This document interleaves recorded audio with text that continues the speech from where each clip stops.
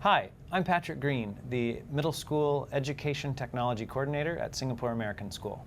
Hi, I'm Heather Dowd, and I'm the Middle School Educational Technology Coach.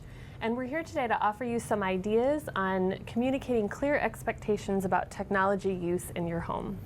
And one of the things that we found in one-to-one laptop programs around the world is that schools can really set clear boundaries and expectations for students, but that becomes very challenging for parents in the home. And so what we've created here is a middle school laptop program parent-student agreement form. And this is something that all middle school students discussed with their parents. And so we want to highlight some of the things on here today. Before we get going, we really want to talk about three main ideas that parents need to keep in mind as you are working through and creating these agreements with your child. The first one is that it's really more important to focus on conversations versus a technology solution. What that means is you can't just push a button and expect your child to make good decisions or your child to be protected from anything bad. It really is more about having conversations with your child, learning what they're doing, talking with them about what they're doing, and progressing that way in a human way over some sort of technology solution. The next thing that you should keep in mind is that all of our kids are different. Everybody's families are different. From gender to age, all of these things play a role in what the rules and boundaries might be at your home. They won't be exactly like your neighbors, but we should be kind of calibrating and bouncing ideas off other parents to find out where everyone's at. But again, know that your child is different and that you will evolve, the rules will evolve with your child as they grow older. And the last idea to keep in mind is that while we want to set up boundaries for our children, those boundaries are going to need to change over time. And a quick illustration of that is that when our children are in elementary school, we can put a wall around them, we can put them in a safe place and know that they will be on their computer or the internet and that they will not even know what kind of wall or safeguarding you've done. But as your child gets older and they get into middle school, they start exploring the world around them, and that's online and in real life. And they start to see those walls, and if they can see that wall and you're not talking with them about it, they're either going to climb over it or dig under it or burst through it. So it's really important to keep talking with your child about those boundaries and rules and really help to tear them down together over time so that when your child leaves high school and is going off into whatever they might do next, they're ready to make good decisions on their own without your guidance because you will no longer be with them. So next we want to offer you some ideas that other parents have shared with us. And just to note, we're not saying that all of these ideas will be applicable in your home, but these are just some ideas that we've heard, and you can decide whether they will apply for your situation and your child or not. Our first piece of advice is to set up a homework routine with your child, and this is one of the agreements on the parent-student agreement form. And for this one, have a conversation with your child about where homework gets done, when homework gets done, and also what apps are open on the computer during homework time. Perhaps you want to say turn off chat and turn off Skype, and only have the applications open that are needed for that particular homework assignment. Another piece of advice or a suggestion that we've received from parents and that we've seen done successfully is to have something called the device box.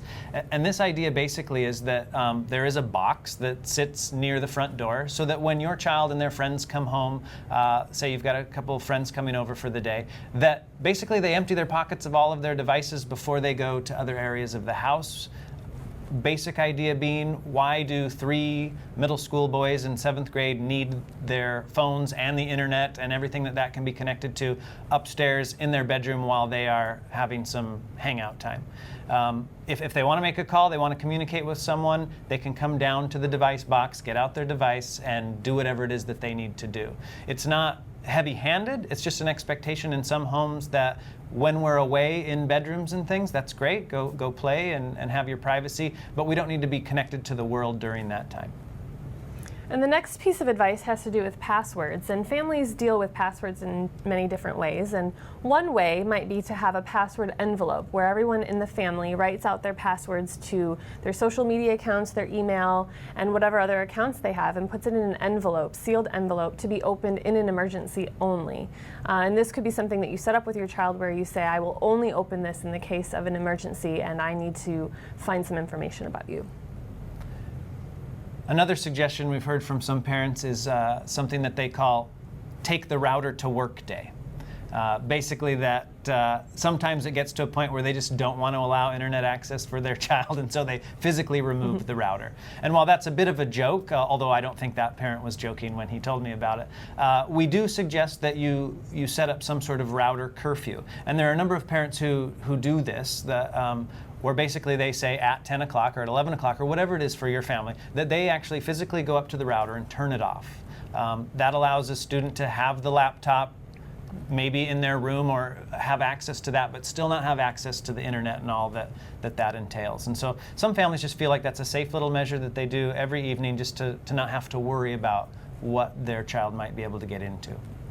Another idea having to do with Wi-Fi is to change your Wi-Fi password every day and only give your children the password when chores are done. So for example, they need to make their bed, they need to clean up the dishes, make a list, and until all of the things on the list are done, students don't get the password. And when we tell this one to parents, they often joke about how difficult that might be to manage, and they laugh about that. But it is something that we've seen some parents do, and it's proving to work for those folks. Parenting in the digital age is challenging. We know that setting clear expectations and boundaries are really going to make things go more smoothly at home. A couple things we suggest as we finish off here is that, one, you would ask your child to help you in coming up with solutions to any problems that arise. It really helps to give them ownership in solving the problems. Another one is that these agreements that we ask you to go through and fill out with your child, that they're always changing, that they are set, but that you continually go back to them and you're able to revise them. Maybe your child is becoming more mature. Maybe they're showing to be more trustworthy. Maybe they're just getting to the point where they don't need as much supervision and that you're able to relax some of the rules. The point is that you go back to these with your child and you continually revise them to make them really work for your family. And the last thing would be that whole idea of technology versus conversation. It's so important for you to keep the lines of communication open with your child so that you know about their world and you know what's going on. Good luck.